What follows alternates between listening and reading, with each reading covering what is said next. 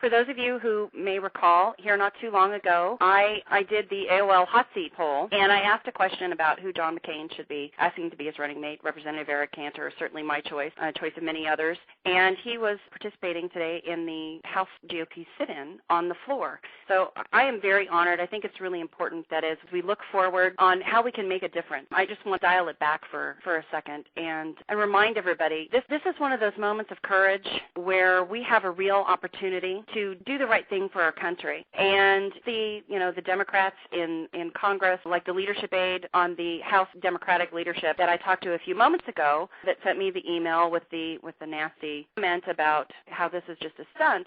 Well, that's fine, and he's entitled to his opinion. But the American people, we know better. Representative Cantor, are you there, sir? Yes, we're here. I am so honored to have you on. My pleasure. Thank you very, very much. I've been while we were in the middle of our show today, one of our regular listeners called in. She had just gotten off the phone with another member of Congress and notified us that you guys were undertaking some pretty courageous actions on the House floor today. Can you tell us a little bit about what is exactly happening and how we can assist you in making this work? Well, I think what you saw happen today was a pretty extraordinary series of events.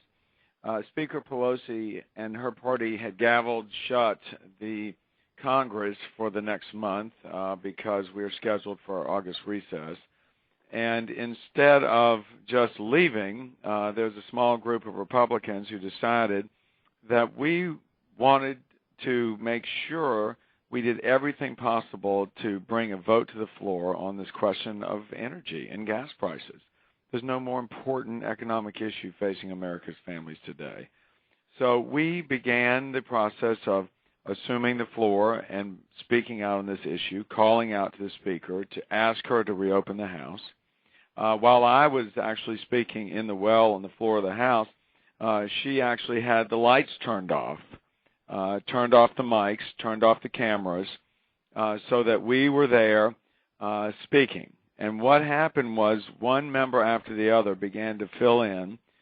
We had nearly 50 members of Congress speak on the floor today for over 5 hours.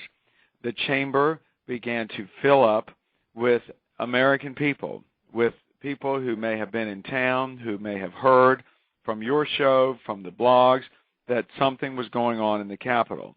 Unfortunately, most of America could not see because the Speaker had shut the cameras off and did not want to let the secret out, her secret, that she was not going to allow a vote to ensure that we had an American energy plan in place, starting with offshore drilling in this country.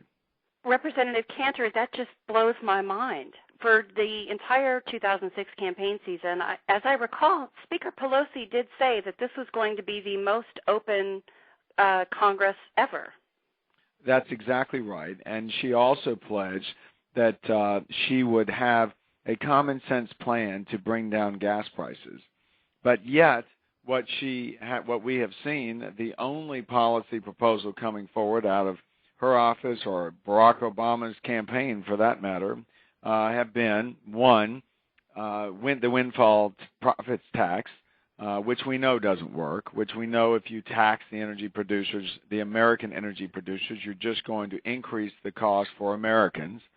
And secondly, they've proposed a use it or lose it drilling bill, they call it, which is really a farce because their assumption is that somehow the leaseholders of the rights to drill on federal lands don't want to drill right now because maybe prices aren't high enough.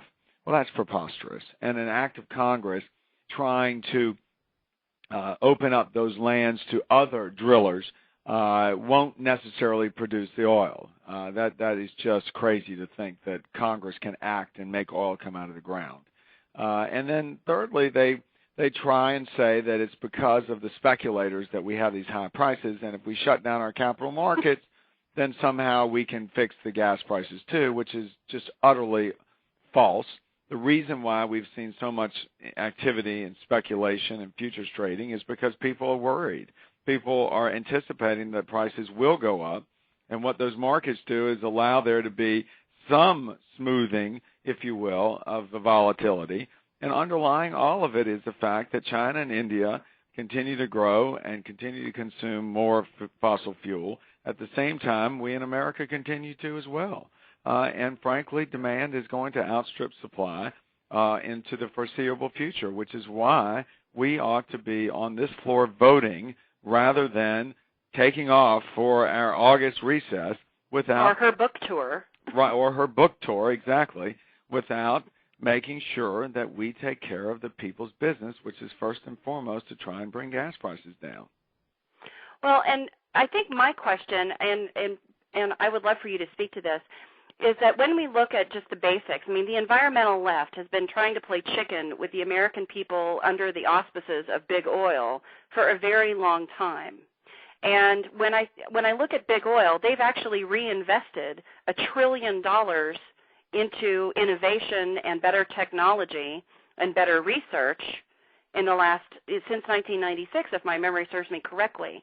$1 trillion back into, I'm guessing that wasn't just, into some magical place. It probably involved jobs and doing things that would actually improve our economy, given that it is in their best interest to have the latest technology, and that requires manpower to make that happen. I think that when the Democrats are playing chicken with the American people on the floor and refusing to allow the debate to be had, that we really have to remember who it is that they're working for. They work for us. And Speaker Pelosi promised the American people that she would be the speaker of the whole country, of the whole House, of both parties. And, squelching the debate when there is plenty of debate to be had, I think that if we're not going to look at drilling, just because there are leases doesn't mean that it is viable. The $1 trillion has researched what is available in the Outer Continental Shelf, and if those leases are not viable, then having additional drilling in the Outer Continental Shelf makes absolute sense, does it not? Absolutely. I mean, it is just, that's the question facing the American people is, where is Speaker Pelosi? I mean, what is she afraid of in terms of bringing a bill to the floor that we can vote on, up or down, up or down? This is what the People's House and the U.S. House of Representatives should be about. We should be debating, crafting a bill that responds to the crisis gripping America's families right now, which is high gas prices. But yet, she's taken off, as you suggest, for a book tour. Democrats have fled town without doing the American people's business first, without addressing high gas prices. And it really, I think, is a sad day for the middle class in America. Who's sticking up for them? Nancy Pelosi says, we're not going to drill here in America, but it's okay to drill in Saudi Arabia. It's okay for us to spend $700 billion a year, a significant portion of our wealth, to the Middle East regime, some of whom are very hostile to us. It's okay for us to do that, for them to do that, but not us. Who's sticking up for the middle class here? That's what we ought to be focusing on. Well, absolutely. How can we help you?